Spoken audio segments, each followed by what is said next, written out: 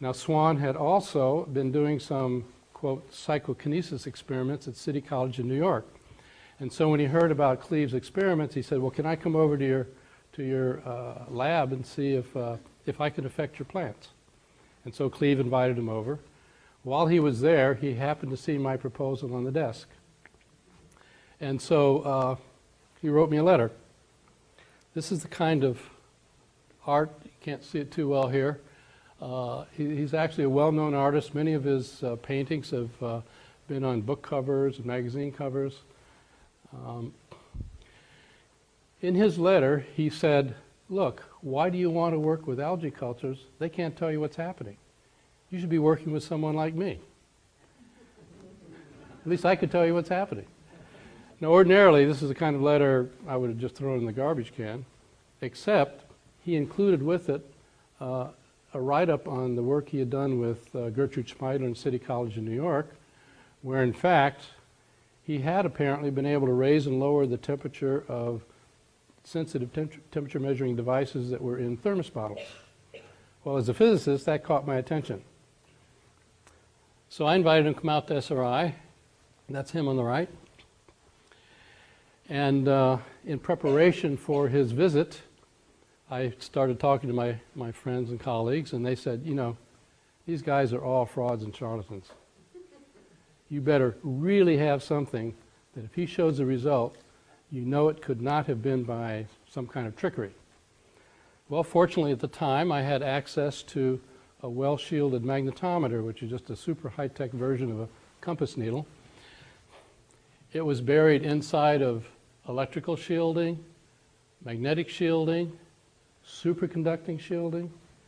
It was thermally isolated, acoustically isolated, and buried in the floor of the building. This was built on a Navy contract to detect quarks, subnuclear particles. And the idea was, if you saw any kind of signal coming out of this thing, you knew you had detected what you were looking for, because this was supposed to be imperturbable from the outside. So when he showed him up, I took him over there and I said, well, I'd like for you to see if you can perturb this. And he says, well, where is it? And I said, well, it's under the floor. And he said, well, I need to look at it. I said, no, it's superconducting. It's liquid helium in there. I mean, we can't let you look at it. And he said, no, I don't mean that way. Just I will just look at it, meaning what we now call remote viewing. Ordinarily, the output from the device has this sort of sinuous wave. Takes about, I don't know, a minute to go through a cycle. And when he, quote, looked at it, it did that. And he was drawing what he saw inside. Of course, the poor graduate student whose life depended on this panicked. And he said, oh, something must be wrong. Maybe there are bubbles in the line. Let me see if I can find out what's wrong. And by the way, after the fact, we found out that the drawing he made, a little sketch and description of what he put down there, was in fact quite accurate. And this had never been published before. So after a few minutes went by and the graduate student couldn't find any problem, he said, well, why don't you do what you did again?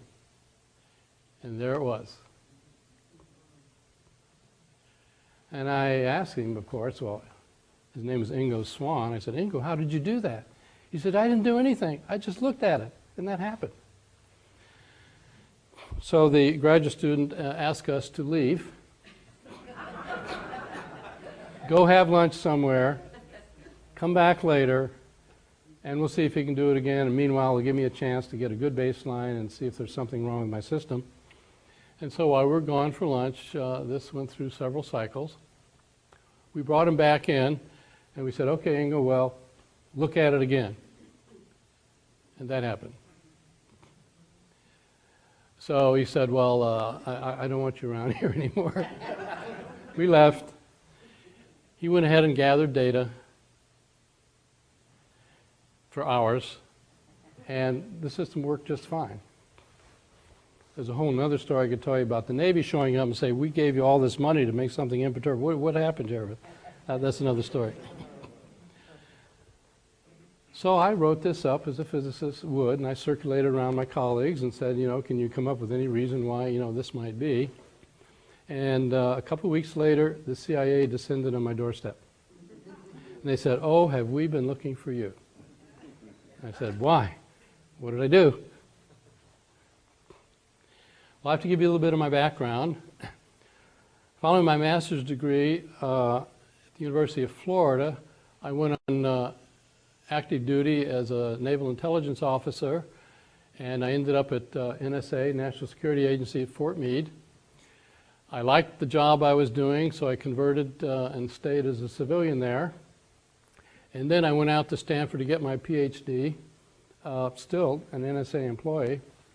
But of course, after living in California in the 60s for a while, I said, do I ever really want to go back to Laurel, Maryland and never be able to publish anything? So I resigned.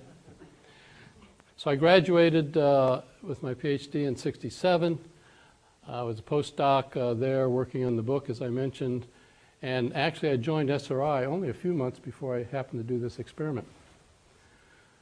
Well, that's why they were looking for me. They said, look, we have a problem.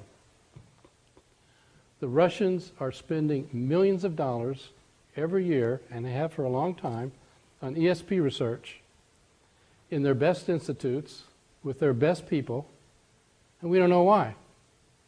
No one in America, in the scientific community at least, even believes there is such a thing. So we don't know how to evaluate this. And late 60s, early 70s was not the time for the CIA to go to your local university and say, hey, we're interested in psychic spying. Would you like to have a contract or something? But they saw my background, figured they could trust me, and said, well, would you consider, we see you've been polygraphed and all that, would you consider having a little contract to find out how this stuff works or whether it really works? And so just as a lark, thinking this would just be a little side story, I said, okay, sure, I can do that. And while they were there, they admitted that they were pretty skeptical themselves still that, he could really see inside something. And that's what caught their attention. They couldn't care less that he perturbed it. It was the fact that he saw inside and drew a diagram of what it looked like that got their interest. So they said, can we do some experiments of our own with them? I said, sure. And so they spent a day hiding things in boxes, hiding things in envelopes. He would come into the lab. He would describe what was in there. Even they did something tricky. I remember one time on one of the experiments, he came in and said, well, there's a leaf in the box, but what I don't get is that it seems to be moving around. Well, in fact, they put a moth in there that looked like a leaf. So that convinced them that that's all they needed, and so they decided to go ahead with the contract. Unfortunately, they took their data with them, so I don't have that data to show you, but I thought that was such a neat experiment that soon after, when I had the chance, I did that experiment with another, as we began to build up our group of people who could do this kind of thing. I did it with another person, Hella Hammond. And what we did was to place things inside of film cans. Like I'd place a spool and pin inside a film can. She would come into the room and say what she could see in there. So she drew sort of like a cross-section of a spool and a pin, put in a curled up leaf. She came up with something all curled up. This gave her a problem. She said, I see a leather belt in there, but I know a leather belt can't fit inside a film can. In fact, it was a little leather belt keyring. One time we just filled it with sand, so if you could keep the sand together and look carefully, you'd see that this structure is exactly in the structure of the can and so on. Now you may think I'm showing you just the best of some long series of data. These were actually the first 5 that she did. Absolutely. And so, I mean, that raised our interest even more. By then I had added, Russell Targ came to join me in the program. And so we started doing experiments like this with Ingo sort of day in and day out. I mean, we did high-tech versions like, well, turn a laser on in another room. Can you tell when it's on, when it's off, and so on. Or we'll nonetheless hide things in boxes and see what he can see.